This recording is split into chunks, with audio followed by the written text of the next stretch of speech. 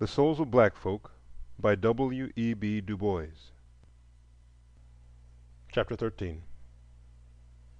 Of the Coming of John.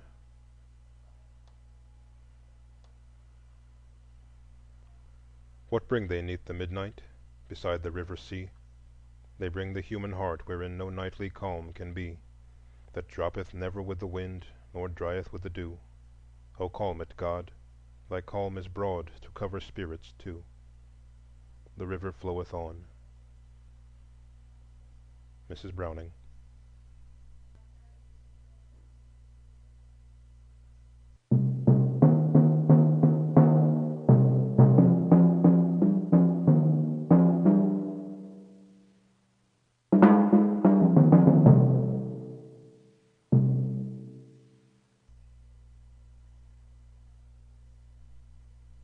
Carlisle Street runs westward from the center of Johnstown, across a great black bridge, down a hill and up again, by little shops and meat markets, past single-storied homes, until suddenly it stops against a wide green lawn.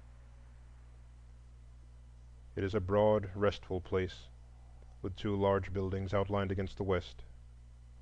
When at evening the winds come swelling from the east, and the great pall of the city's smoke hangs wearily above the valley, then the red west glows like a dreamland down Carlisle Street, and at the tolling of the supper bell throws the passing forms of students in dark silhouette against the sky.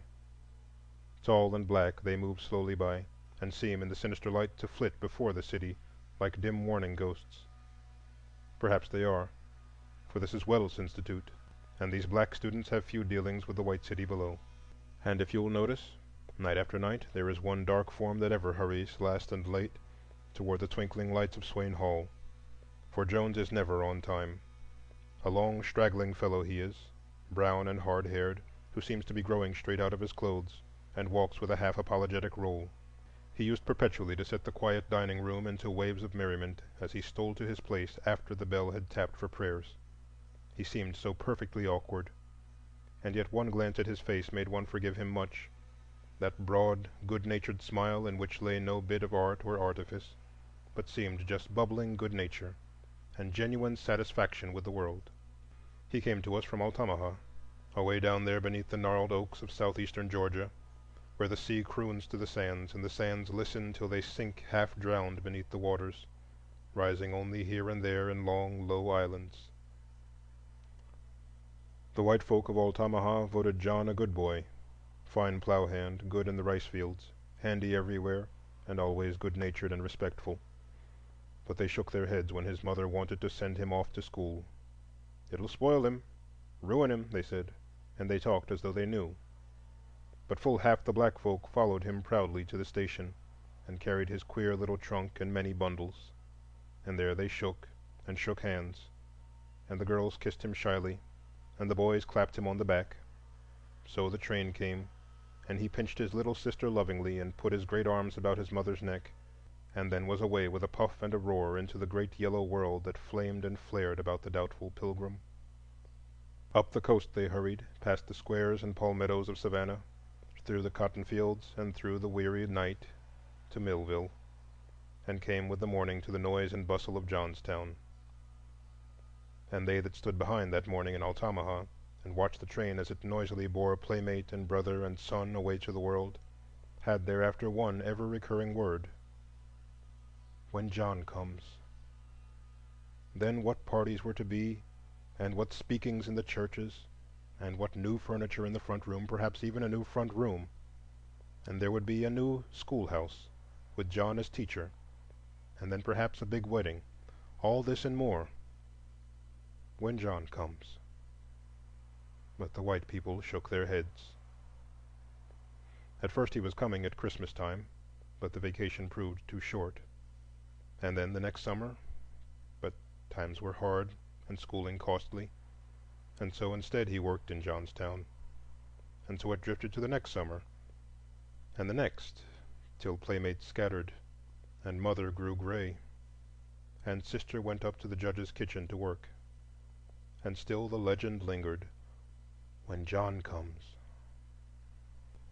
Up at the judge's they rather liked this refrain, for they too had a John, a fair-haired, smooth-faced boy who had played many a long summer's day to its close with his darker namesake. "Yes, sir. John is at Princeton, sir," said the broad-shouldered, gray-haired judge every morning as he marched down to the post office. "Showing the Yankees what a Southern gentleman can do," he added, and strode home again with his letters and his papers. Up at the great pillared house they lingered long over the Princeton letter, the judge and his frail wife, his sister and growing daughters. "It'll make a man of him," said the judge. "College is the place." And then he asked the shy little waitress, "Well, Jenny, how's your John?" and added reflectively, too bad your mother sent him off. It'll spoil him." And the waitress wondered. Thus in the faraway Southern village the world lay waiting, half consciously, the coming of two young men, and dreamed in an inarticulate way of things that would be done and new thoughts that all would think. And yet it was singular that few thought of two Johns, for the black folk thought of one John, and he was black, and the white folk thought of another John, and he was white, and neither world thought the other world's thought, save with a vague unrest. Up in Johnstown at the Institute we were long puzzled at the case of John Jones. For a long time the clay seemed unfit for any sort of molding. He was loud and boisterous, always laughing and singing, and never able to work consecutively at anything.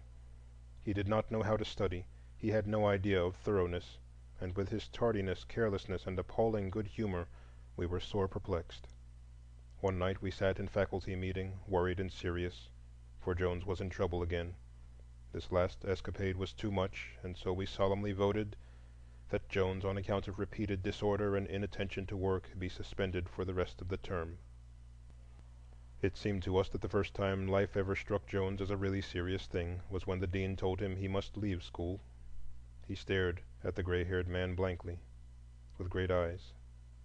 "Why," he faltered. "But I haven't graduated."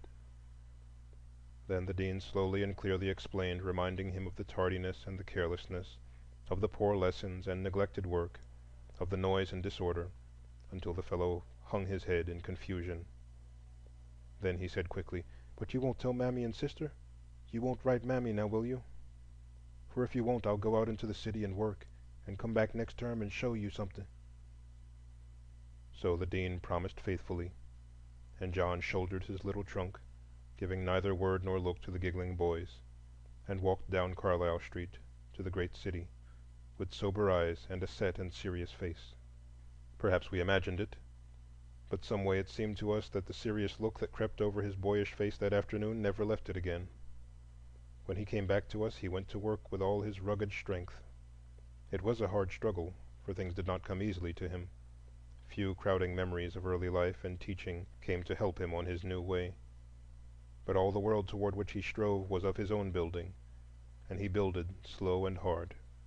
As the light dawned lingeringly on his new creations, he sat rapt and silent before the vision, or wandered alone over the green campus, peering through and beyond the world of men into a world of thought.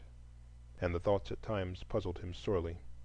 He could not see just why the circle was not square, and carried it out 56 decimal places one midnight. Would have gone further, indeed, had not the matron rapped for lights out. He caught terrible colds lying on his back in the meadows of nights, trying to think out the solar system. He had grave doubts as to the ethics of the fall of Rome, and strongly suspected the Germans of being thieves and rascals, despite his textbooks. He pondered long over every new Greek word, and wondered why this meant that, and why it couldn't mean something else, and how it must have felt to think all things in Greek. So he thought and puzzled along for himself, pausing perplexed where others skipped merrily, and walking steadily through the difficulties where the rest stopped and surrendered. Thus he grew in body and soul, and with him his clothes seemed to grow and arrange themselves. Coat sleeves got longer, cuffs appeared, and collars got less soiled. Now and then his boots shone, and a new dignity crept into his walk, and we who saw daily a new thoughtfulness growing in his eyes began to expect something of this plodding boy. Thus he passed out of the preparatory school into college, and we who watched him felt 4 more years of change, which almost transformed the tall, grave man who bowed to us commencement morning. He had left his queer thought world and come back to a world of motion and of men. He looked now for the first time sharply about him, and wondered he had seen so little before. He grew slowly to feel almost for the first time the veil that lay between him and the white world.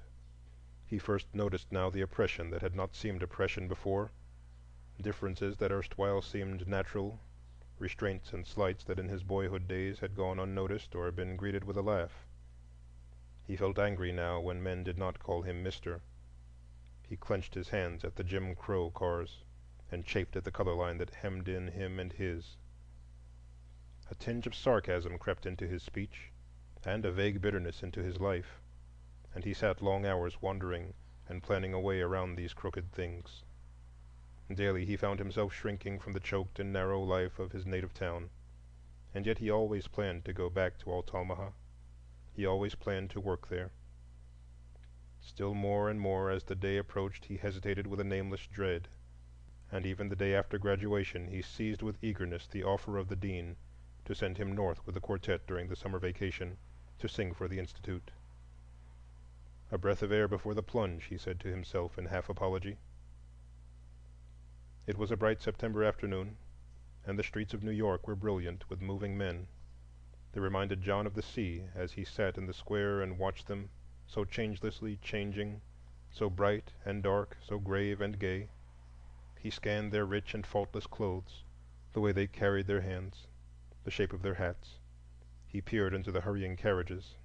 Then, leaning back with a sigh, he said, "This is the world." The notion suddenly seized him to see where the world was going, since many of the richer and brighter seemed hurrying all one way.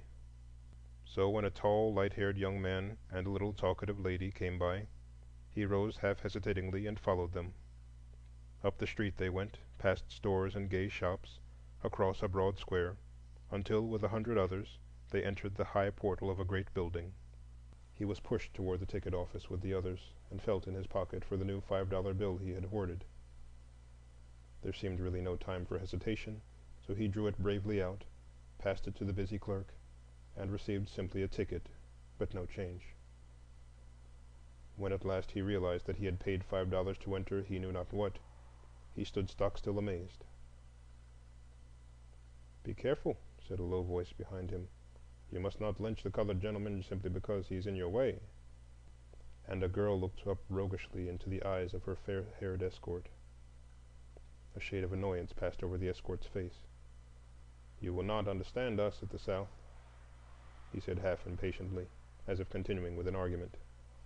"With all your professions, one never sees in the North so cordial and intimate relations between white and black as are everyday occurrences with us. Why, I remember my closest playfellow in boyhood was a little Negro named after me, and surely no two—" "Well—" The man stopped short and flushed to the roots of his hair, for there, directly beside his reserved orchestra chairs, sat the Negro he had stumbled over in the hallway. He hesitated and grew pale with anger, called the usher, and gave him his card with a few peremptory words, and slowly sat down. The lady deftly changed the subject. All this John did not see, for he sat in a half-daze, minding the scene about him. The delicate beauty of the hall, the faint perfume, the moving myriad of men, the rich clothing and low hum of talking seemed all a part of a world so different from his, so strangely more beautiful than anything he had known, that he sat in dreamland, and started when, after a hush, rose high and clear the music of Lohengrin's Swan. The infinite beauty of the wail lingered and swept through every muscle of his frame and put it all atune.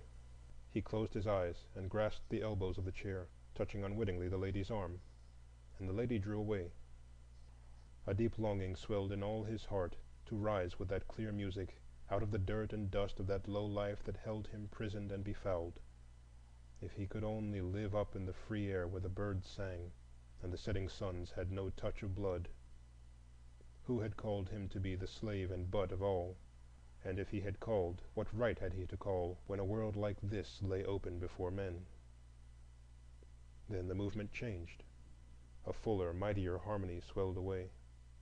He looked thoughtfully across the hall and wondered why the beautiful gray-haired woman looked so listless, and what the little man could be whispering about.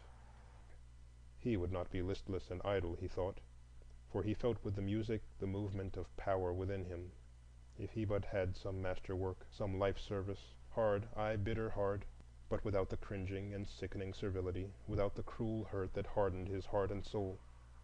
When at last a soft sorrow swept across the violins, there came to him the vision of a far-off home, the great eyes of his sister, and the dark-drawn face of his mother, and his heart sank below the waters, even as the sea-sand sinks by the shores of Altamaha, only to be lifted aloft again with that last ethereal wail of the swan that quivered and faded away into the sky.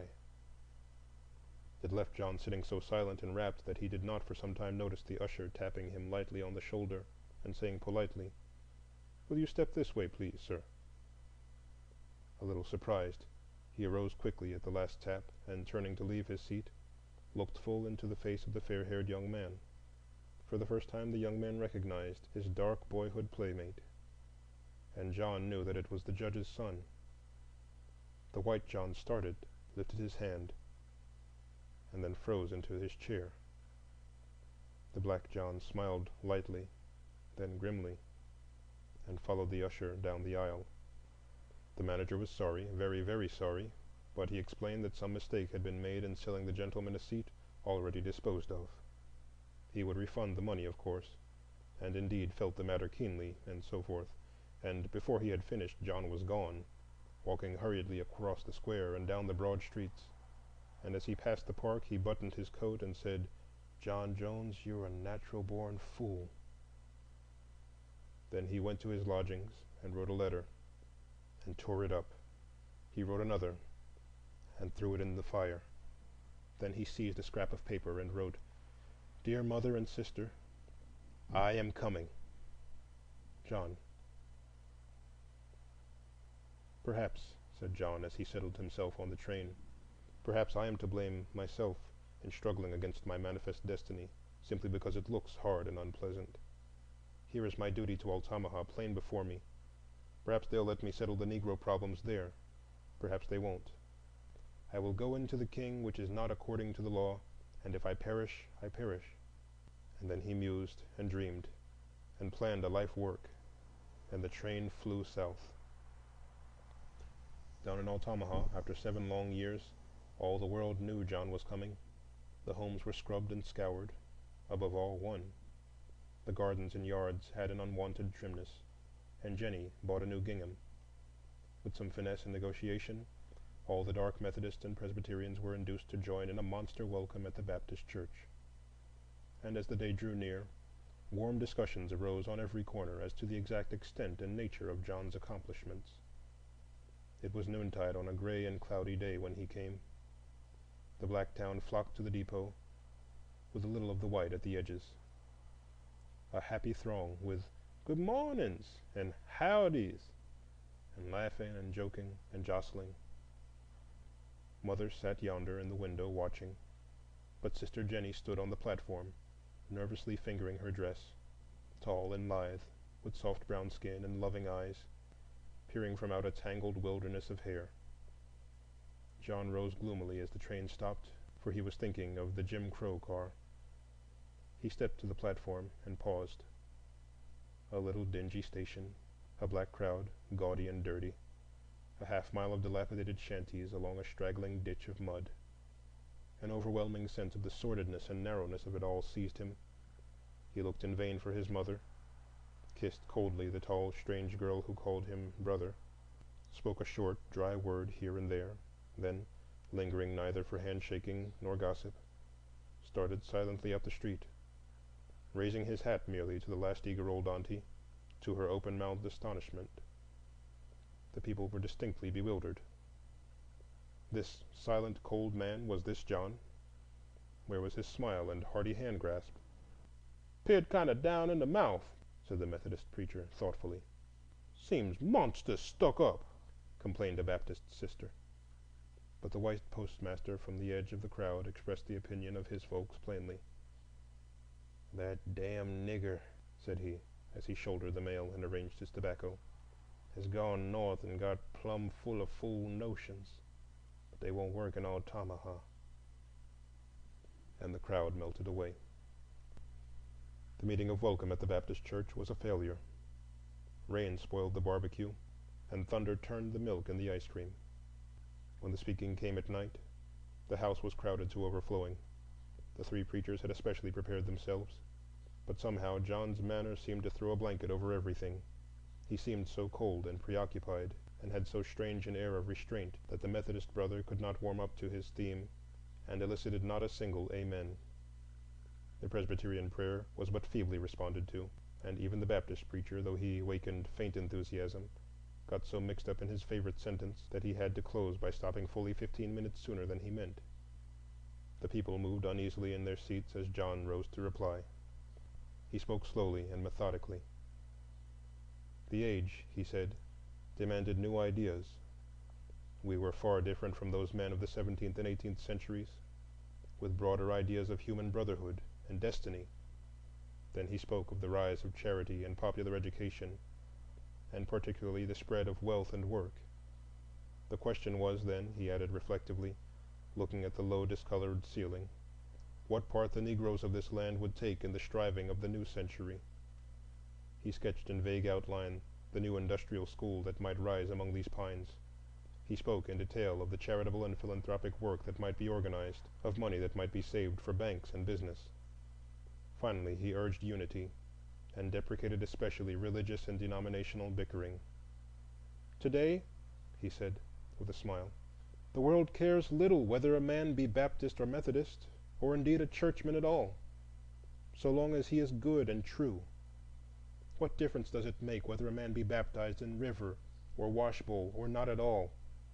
Let's leave all that littleness and look higher." Then, thinking of nothing else, he slowly sat down. A painful hush seized that crowded mass. Little had they understood of what he said, for he spoke an unknown tongue, save the last word about baptism. That they knew. And they sat very still while the clock ticked. Then at last a low suppressed snarl came from the Amen corner, and an old bent man arose, walked over the seats, and climbed straight up into the pulpit. He was wrinkled and black, with scant gray and tufted hair. His voice and hands shook as with palsy, but on his face lay the intense, rapt look of the religious fanatic. He seized the Bible with his rough, huge hands. Twice he raised it, inarticulate, and then fairly burst into words with rude and awful eloquence. He quivered, swayed, and bent, then rose aloft in perfect majesty till the people moaned and wept, wailed and shouted, and a wild shrieking arose from the corners where all the pent-up feeling of the hour gathered itself and rushed into the air. John never knew clearly what the old man said. He only felt himself held up to scorn and scathing denunciation for trampling on the true religion. And he realized with amazement that all unknowingly he had put rough, rude hands on something this little world held sacred. He arose silently and passed out into the night. Down toward the sea he went, in the fitful starlight, half conscious of the girl who followed timidly after him. When at last he stood upon the bluff, he turned to his little sister and looked upon her sorrowfully, remembering with sudden pain how little thought he had given her. He put his arm about her and let her passion of tears spend itself on his shoulder. Long they stood together, peering over the gray, unresting water. "John," she said, "does it make everyone unhappy when they study and learn lots of things?" He paused and smiled. "I am afraid it does," he said. "And John, are you glad you studied?" "Yes," came the answer, slowly but positively. She watched the flickering lights upon the sea, and said thoughtfully, "I wish I was unhappy, and," putting both arms about his neck, "I think I am a little, John." It was several days later that John walked up to the judge's house to ask for the privilege of teaching the Negro school. The judge himself met him at the front door, stared a little hard at him, and said brusquely, "Go round to the kitchen door, John, and wait." Sitting on the kitchen steps, John stared at the corn, thoroughly perplexed. What on earth had come over him? Every step he made offended someone. He had come to save his people, and before he left the depot he had hurt them. He sought to teach them at the church, and had outraged their deepest feelings. He had schooled himself to be respectful to the judge, and then blundered into his front door. And all the time he had meant right. And yet somehow he found it so hard and strange to fit his old surroundings again, to find his place in the world about him. He could not remember that he used to have any difficulty in the past, when life was glad and gay. The world seemed smooth and easy then. Perhaps. But his sister came to the kitchen door just then and said the judge awaited him. The judge sat in the dining room amid his morning's mail, and he did not ask John to sit down. He plunged squarely into the business. "You've come for the school, I suppose? Well, John, I want to speak to you plainly. You know I'm a friend to your people.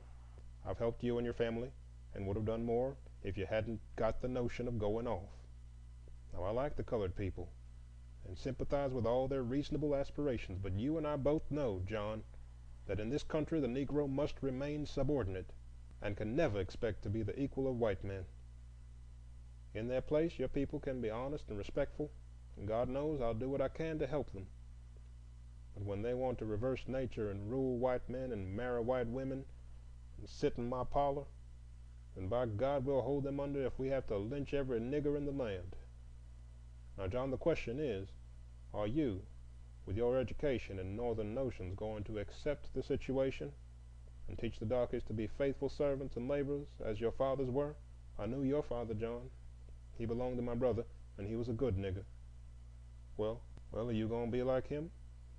Or are you going to try to put fool ideas of rising and equality into these folks' head and make them discontented and unhappy?" "I am going to accept the situation, Judge Henderson," answered John, with a brevity that did not escape the keen old man. He hesitated a moment, and then said shortly, "Very well. We'll try you a while. Good morning." It was a full month after the opening of the Negro school that the other John came home, tall, gay, and headstrong. The mother wept, the sisters sang, the whole white town was glad. A proud man was the judge, and it was a goodly sight to see the two swinging down Main Street together.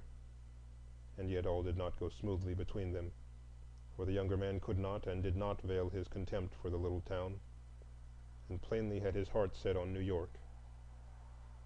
Now the one cherished ambition of the judge was to see his son mayor of Altamaha, representative to the legislature, and, who could say, governor of Georgia.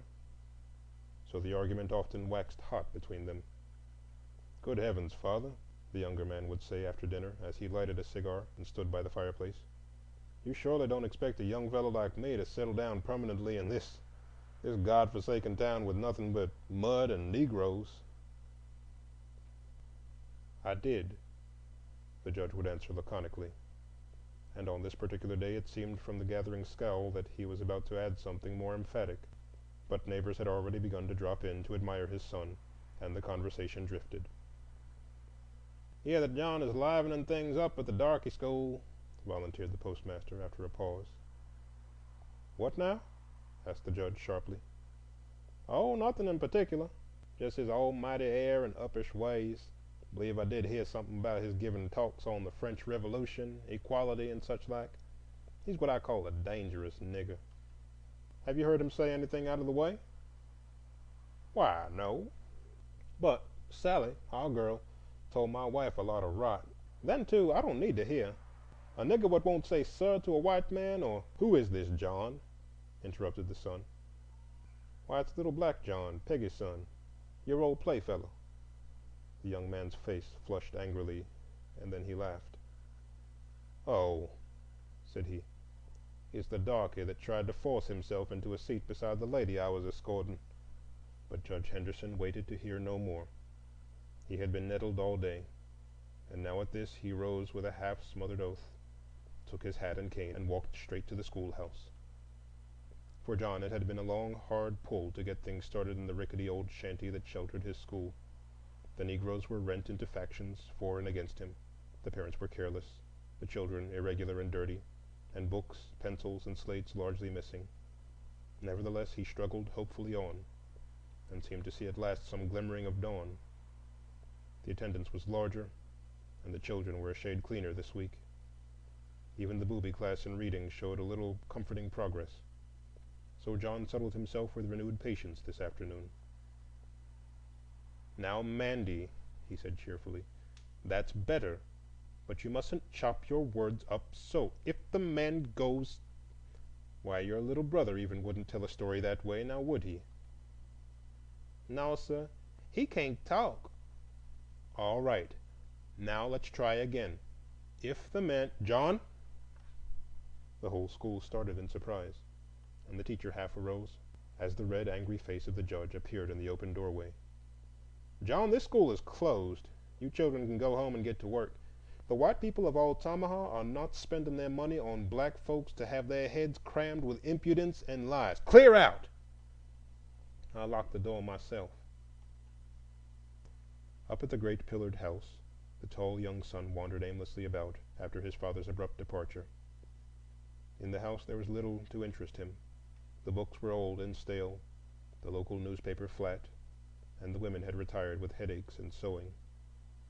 He tried a nap, but it was too warm, so he sauntered out into the fields, complaining disconsolately, "Good Lord, how long will this imprisonment last?"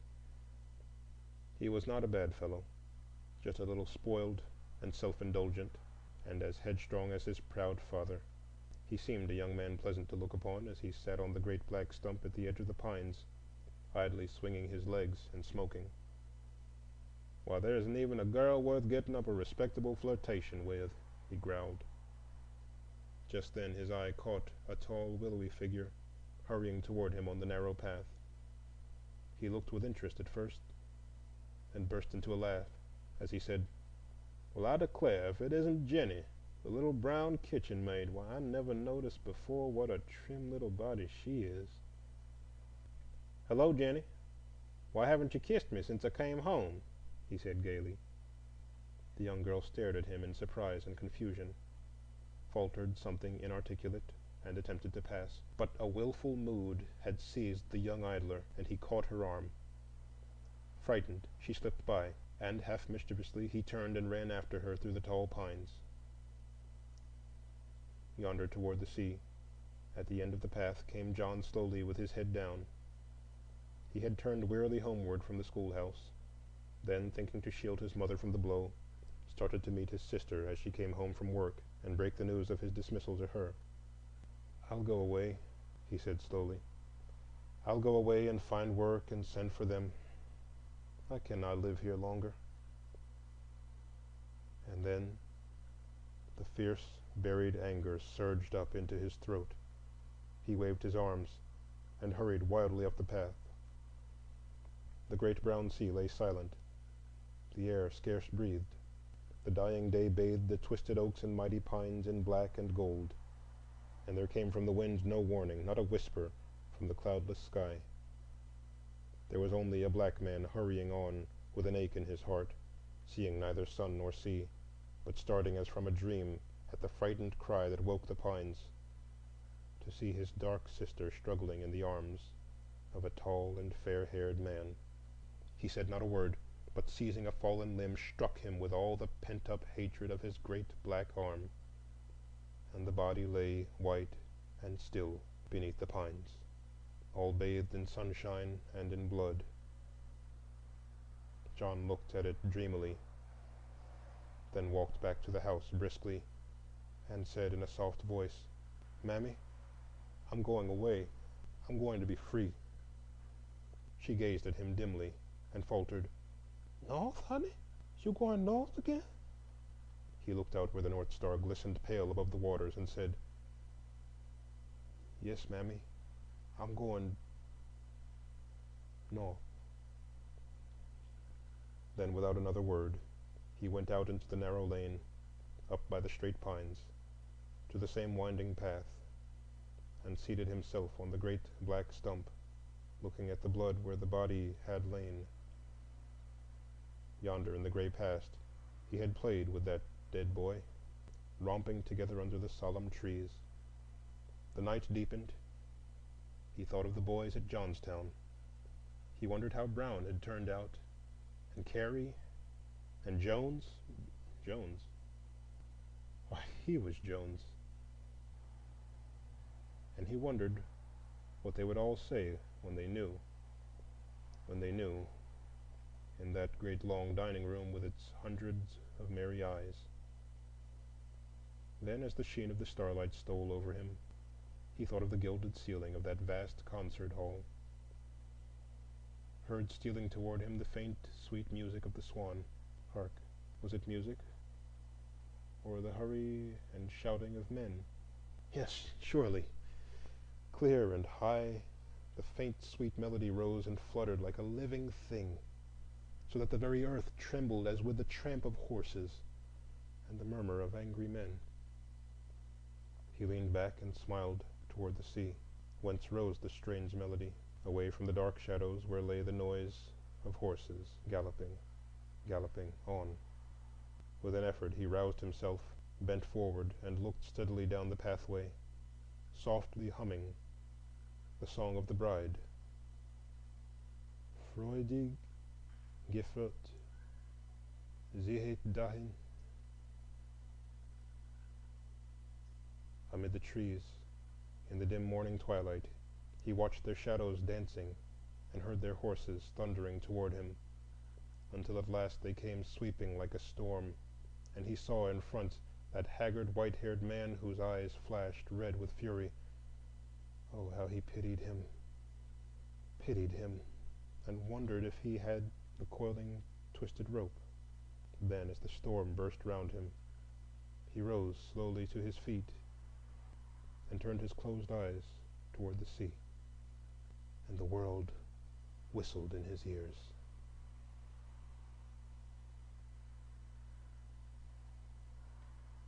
End of chapter 13.